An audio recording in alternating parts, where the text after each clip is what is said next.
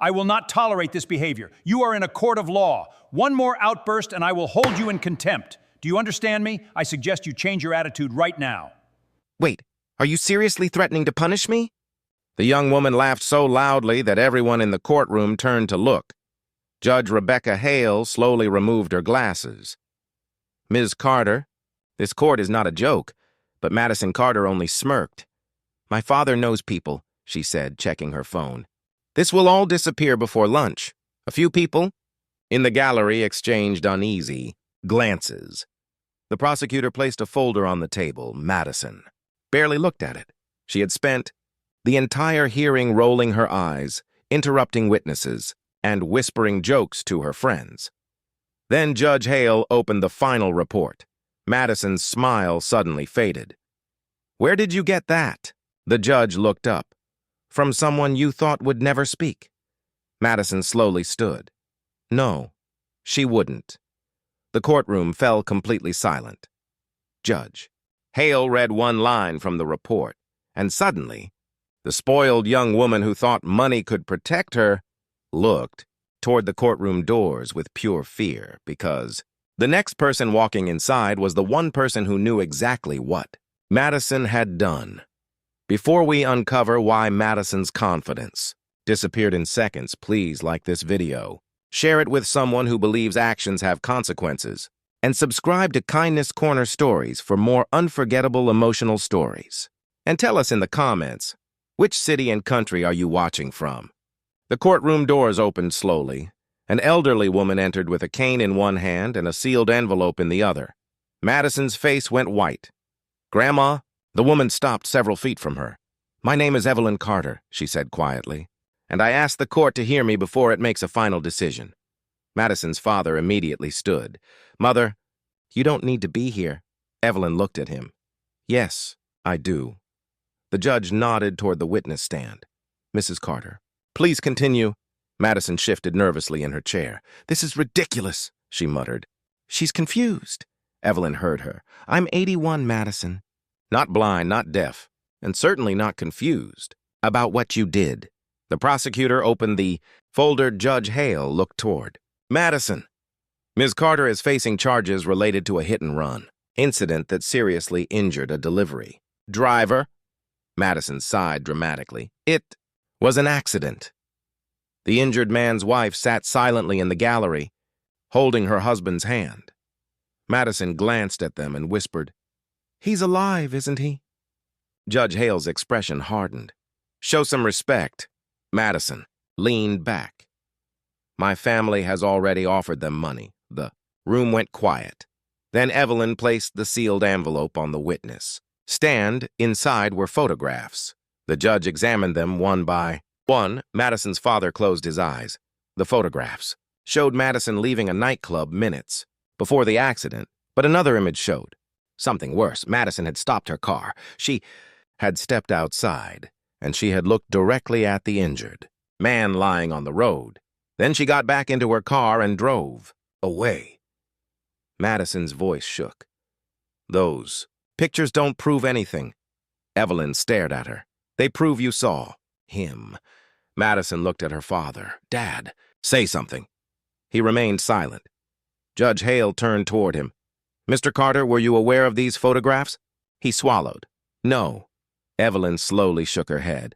That's another lie. Madison suddenly stood. Why are you doing this to me? Evelyn's eyes filled with tears. Because I love you. Madison laughed bitterly. You call this love? No, Evelyn whispered. This is what I should have done years ago. The judge leaned forward. What do you mean by that? Evelyn looked at Madison, and the spoiled young woman's confidence disappeared completely.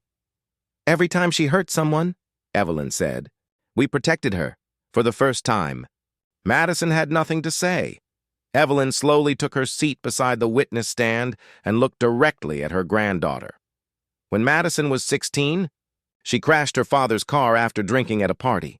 We told the police someone else was driving. Madison's father lowered his head. When she was 18, she stole from a store. We paid the owner and made the problem disappear.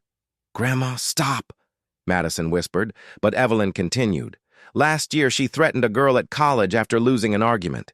Her father hired lawyers. Before the girl could even file a complaint, Madison turned toward her father. You promised me you would never tell anyone. His face crumpled. I thought I was protecting you. Evelyn shook her head. No, Thomas. You were protecting yourself from watching her face consequences. The words struck harder than anything the judge had said. Judge Hale folded her hands. Mrs. Carter, why did you bring these records today? Evelyn looked down at the envelope. Because after the accident, Madison came to my house. Madison froze. She was crying, Evelyn continued. She said she had ruined everything. For a brief moment, Madison looked almost human, young, frightened, and completely lost. I wanted to help her, Evelyn said. But then she asked me to call her father and make it disappear. Madison's eyes filled with tears. I was scared. So was the man you left on the road, Evelyn replied. Silence. The delivery driver's wife covered her face. Judge Hale turned toward Madison. Do you understand what happened to him? Madison said nothing.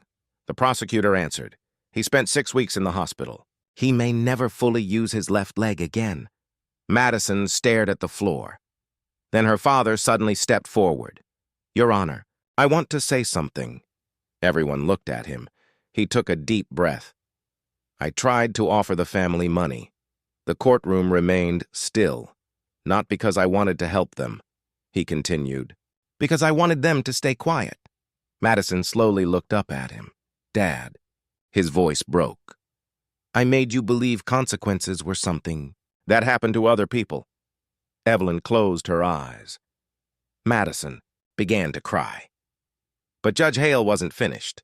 She opened another document from the prosecutor's folder. Miss Carter, there is one more piece of evidence. Madison wiped her face. What?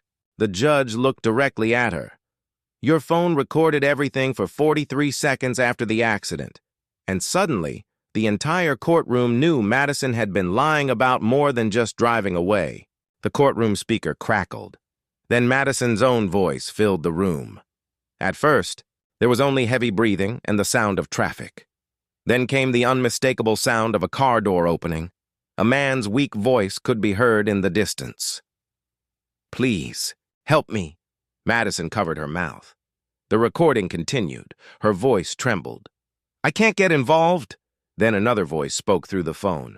Her friend, call someone, Madison answered with a sentence that made her father close his eyes. No, my dad will fix it. The recording stopped. No one moved. The injured delivery driver looked at Madison for the first time.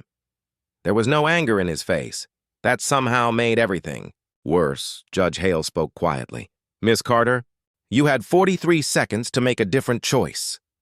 Madison's shoulders collapsed. For the first time that day, she stopped trying to look powerful. I was scared. Judge Hale nodded. I believe you. Madison looked up. But fear explains a decision, the judge continued. It does not erase the harm that decision causes. Madison began crying. I don't know how to fix this. The judge's expression softened, but her voice remained firm. You cannot undo what happened, but you can stop running from it. Madison looked toward the injured driver. I'm sorry. He remained silent for several seconds. Then he said, I needed help. That's all. Madison broke down. Her father stepped toward her, but Evelyn stopped him with one hand. No. Thomas stared at his mother. She needs to hear this without someone rescuing her. Judge Hale announced the sentence. Madison would face jail time, lose her driving privileges, complete community service, and pay restitution. But because of her age, lack of prior convictions, and eventual cooperation, the court also ordered mandatory counseling.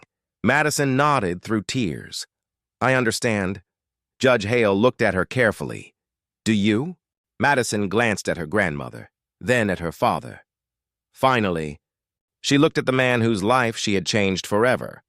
For the first time, her voice was steady. Yes. Your Honor. The judge closed the file, and as the deputies led Madison away, her grandmother quietly whispered, This is not the end of your life. Madison stopped. Evelyn continued. But it is the end of the life where everyone else paid for your mistakes. Madison closed her eyes, and for the first time, she didn't argue. Months later, Madison walked slowly into the rehabilitation center where she volunteered every week. She no longer arrived in a luxury car. She took the bus. Her designer clothes were gone.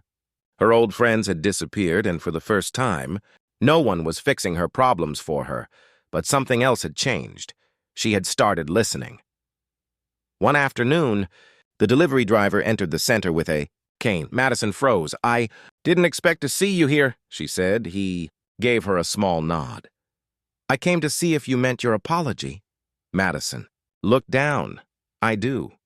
He studied her for a moment. Then, "Keep proving it." Months later, Madison's grandmother watched her leave, the center with tears in her eyes, not because Madison had become perfect, but because she had finally begun taking responsibility.